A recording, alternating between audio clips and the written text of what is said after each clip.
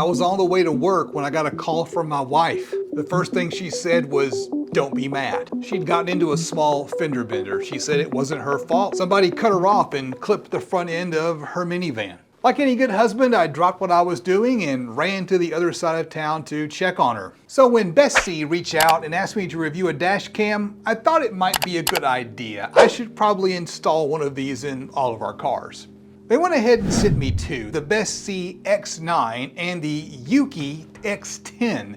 Both brands are operated by the same company. And if you look at their Amazon pages, they offer similar products with some subtle differences.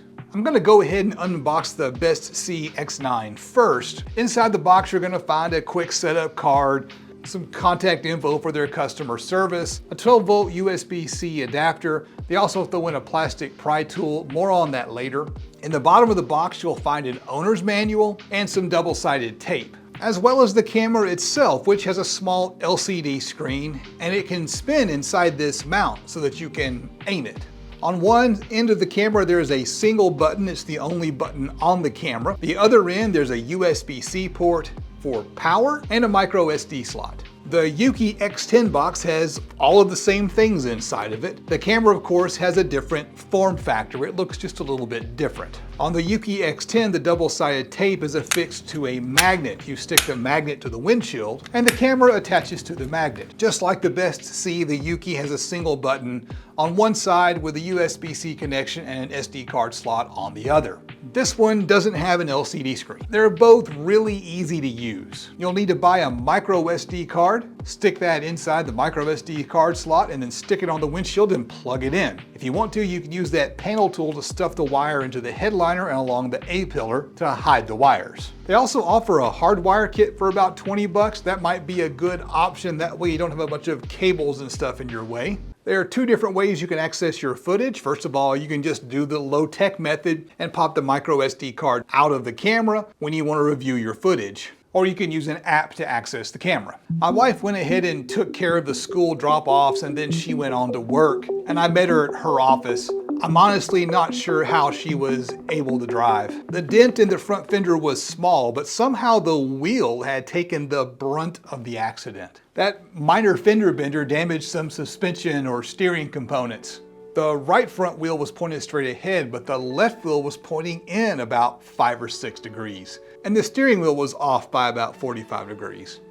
If it had just been a dent, I wouldn't have bothered filing an insurance claim. But now I had to, since the van wasn't really safe to drive. I wasn't worried though. My wife said it was the other guy's fault. Nobody got hurt, and I needed to get back to the office. I figured I could just call the insurance company after work. Now these two dash cams are really simple devices. All they have is that one button on the side, and all it seems to do is stop the recording. To access and control the cameras, you do need to download that app. They both use the same app. It's called Jarvis Cam. These cameras transmit a Wi-Fi signal, so all you have to do is connect to the camera's Wi-Fi. I'm showing you how it's done on the BestSee, but it works the same for the EUKI. Just look for a Wi-Fi signal with EUKI in the name. After you connect to the Wi-Fi, you just click on Access Camera, and that will give you a live feed from the camera. Here's my back porch. I was grilling some steaks.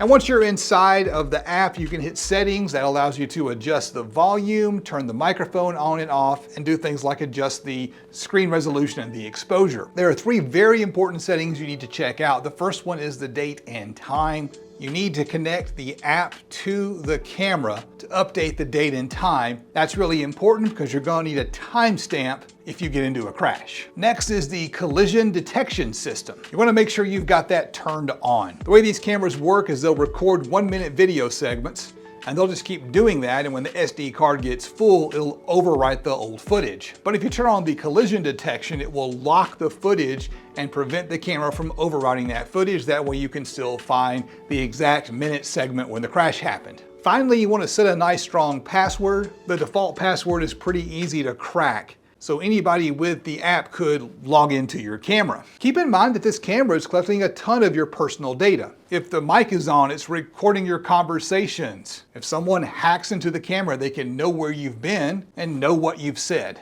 These cameras are also susceptible to low-tech attacks.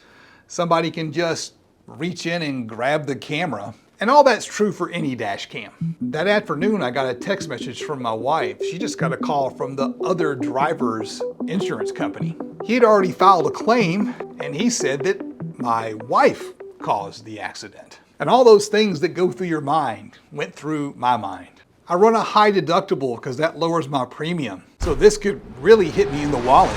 And you know, insurance companies like to look for any excuse to raise your rate. But we had no witnesses. We had no dash cam. It was just our word against theirs. I got on the phone and called my insurance company. This was about to get nasty. Back to the cameras. Let's check out the video quality. I'm going to start off with a side-by-side shot. The EUKI is on the left and the BestSee is on the right. These cameras were mounted side by side up next to the rear view mirror. The biggest difference that I can see is the sky. If you look at the EUKI, it seems to have a brighter blue. Both cameras have a really wide viewing angle, which is good because it gives you a wide view of the potential crash, but it's also going to give you that fisheye effect. Let's zoom in on the EUKI and notice the date and time in the lower left-hand corner. If we do the same for the BestSee, then the timestamp is in the upper right-hand corner and it's upside down. That's because I mounted the camera upside down and just flipped it over in my editing software. Believe it or not, these things work just fine upside down. Here's a shot at a large intersection with multiple lanes of traffic heading in each direction. Both cameras capture almost the entire intersection. The video quality is nothing to write home about, but that's okay. You're not trying to film the latest Hollywood blockbuster. You're just trying to get that one rare shot of some idiot doing something crazy on the road so you can upload to YouTube and go viral. Or proof that the other guy didn't yield and caused the crash. So the next day I limped the van to the insurance company's recommended repair shop, and it's pretty much what I expected. The body work was going to be minor, but the real cost was going to be the wheel, and pretty much everything attached to the wheel needed to be replaced. But the good news is that my insurance company fought on my behalf. Technically, they were fighting on their behalf. They would much rather the other insurance company pay the claim. These two companies attacked each other like wild animals. What about night driving? Let's see how well these cameras work in the dark. And while we're at it, let's check out the onboard microphones and see how they sound. Well, I've got both cameras on. It is dusk, and I'm just talking to the cameras to get an idea of how they sound. One thing that occurs to me with these cameras is they record everything. So if you're in the car gossiping about someone or spreading rumors or something like that, if this camera's picking up my voice loud and clear, then there's a record of it. Which is one of the reasons why you want to put a password on that Wi-Fi. The cameras look fairly bright in these night shots.